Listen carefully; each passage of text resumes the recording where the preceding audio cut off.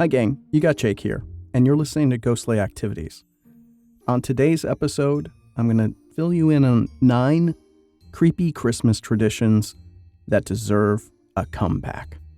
And I know for sure I'm going to do 5 on the list. I'll let you guess which ones those will be. Okay? So let's get to it.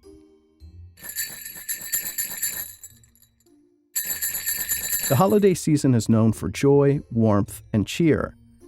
But long ago, it also had a dark, eerie side. And in the past, people marked Christmas with spooky traditions that celebrated the mysterious and supernatural. Today, bringing back some of these creepy customs could add a fresh, thrilling twist to our usual holiday festivities. So here are 9 spooky Christmas traditions that Americans and Canadians no longer practice, but definitely deserve a comeback. Number 1. Telling ghost stories by the fire. So here's the tradition.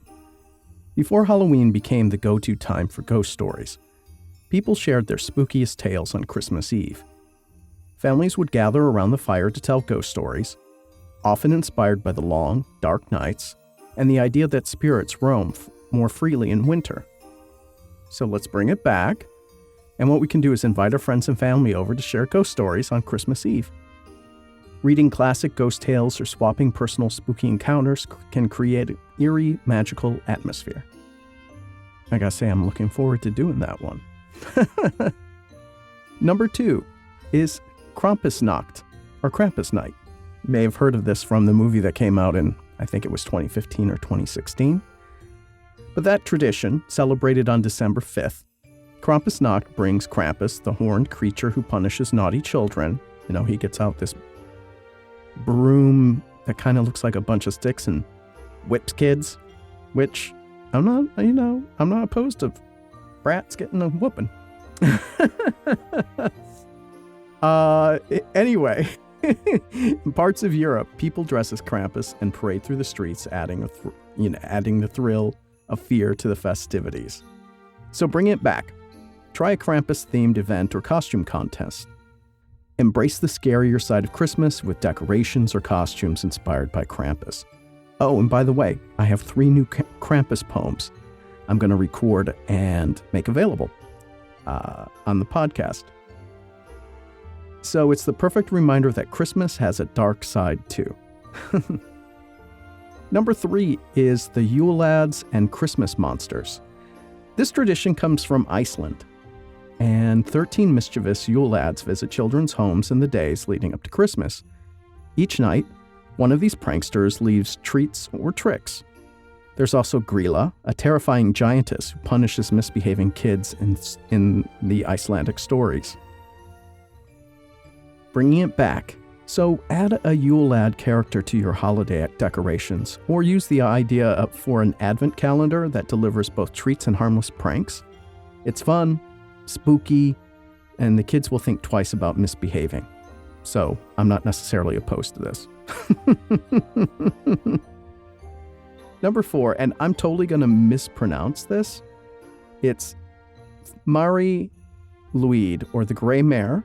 This is a Welsh tradition, which involves a skeletal horse, the Mari Lwyd, that visits homes in December. And a group goes door to door, challenging people inside to a battle of wits with rhymes and songs. I kind of think of this as a Celtic rap battle, to be honest. And if they win, the household must let them in for treats and drinks. So remember, though, you can turn the treats into tricks, I'm just saying, and lock up the booze. Anyway, bringing it back. Imagine a creepy, ghostly caroling night. You could dress up in your spooky costumes, knock on your friends' doors, challenge them to friendly rhyming battles or ghostly songs in exchange for these treats. Now, if it's your friends, okay, bring out the booze. Number 5, and I'm totally going to mispronounce this. Perchtenlauf, Parade of the Perchten. So we got to talk about this one. The tradition comes from Austria, and the Perchten is a blend of good and evil spirits. So they parade through town to scare away the dark forces of winter, and this parade is known as the Perchtenlauf. and includes masked characters who symbolize both light and darkness. So I guess you could have your Krampus and an elf. Anyway, bringing it back. Host a winter spirits parade, featuring costumes that represent winter spirits, both friendly and spooky. It's a nice haunting way to mark the season while symbolically driving away the cold and darkness. There's a whole lot of paganism in this stuff, eh? Next up is creepy Christmas cards, and I'm totally going to do this one this year. So, Victorian Christmas cards would feature eerie images. It could be like skeletal animals, goblins, just kind of monsters creeping out of the Christmas tree and giving a dark twist to holiday meanings. So bringing it back, we get modern creepy holiday cards. I don't know, maybe you can make them custom or digitally. Maybe we've got the AI for it. And send them to your friends who appreciate a little fright with their festive greetings. I know exactly who I would send these cards to. And they'd have vintage designs or illustrations with the figures and a unique, memorable touch to the usual holiday cheer. This could be totally fun. Next up, number 7, haunted Christmas decorations. This might go along with those cards, eh? So in some old customs, people added spooky touches to their Christmas decorations, representing the spirits they believed roamed during long winter nights. So if we brought it back, we'd mix in some ghostly ornaments. For some odd reason, Nightmare Before Christmas comes in, and that's kind of a thing already. But, take miniature phantoms or shadowy figures, add them in with your holiday decorations, add a few dark, mysterious items to your tree or the mantle, just to give it a nice, creepy, captivating look. But still, keep it cozy. Now, the next one really sparks my interest. Number 8. And I'll probably mispronounce it like I've mispronounced many things here. Wassailing the trees, or orchard wassailing. So, orchard wassailing is an Old English practice of singing and toasting to fruit trees in the winter to ensure a good harvest comes in the spring and next year. People would sometimes dress up in ghostly costumes and offer bits of food to the spirits of the trees. This is a totally Celtic Druid kind of thing, right? So to bring it back, plan an outdoor gathering where your friends and family can bless the trees or garden for the coming year, light some candles, share some spooky stories, and honor the seasonal change by protecting the land from dark forces. Now that sounds kind of nice, I gotta say.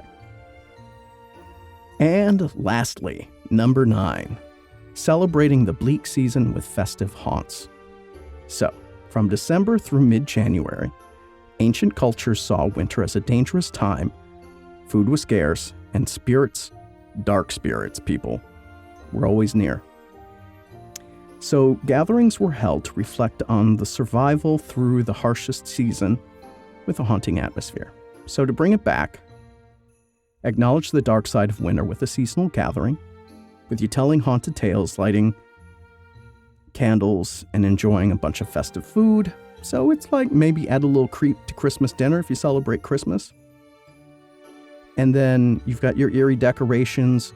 You're sharing ghostly tales to honor the winter's mystery, bleakness, darkness, and just celebrate, the darker side of things. So with these old traditions bringing a spooky supernatural edge to the season and a whole new way to celebrate, whether it's dressing as Krampus, telling ghost stories, or mixing dark decorations with your holiday lights, bringing these traditions back can make for a Christmas season that's cozy, mysterious, and just a little bit spooky.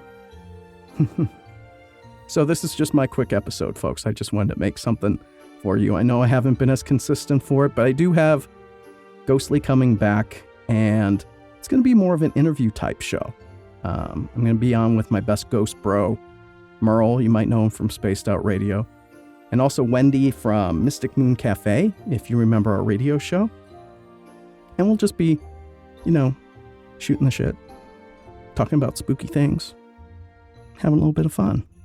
Of course, I'll never forget about ghost stories, people, and ghost hunting, and all that good stuff.